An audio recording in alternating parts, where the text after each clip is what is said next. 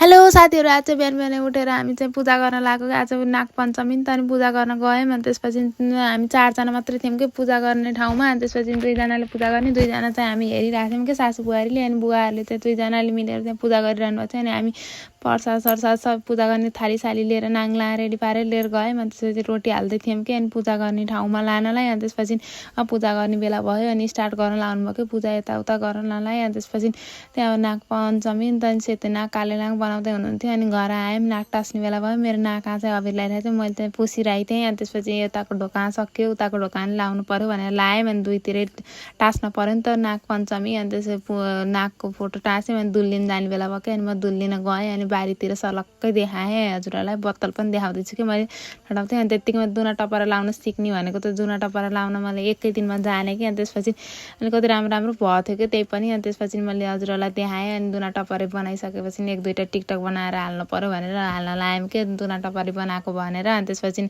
घिरौँला कति धेरै झ्याङ मात्रै भएको थियो कि फल्दै फलेको थिएन। अनि उसमा गएको थियो कि टाउमा। अनि त्यसपछि हामीले काटेर फालिदियौँ। अनि त्यत्तिकैमा बुवाले पनि यताबाट काट्नु भयो। अनि त्यसपछि खाना खाने बेला भयो चाहिँ हाम्रो चाहिँ। अनि खाना साना खाना लाग्यो कि मैले चाहिँ। अन्त आजको मिनी ब्लग यति नै, by, love you so much, Tata.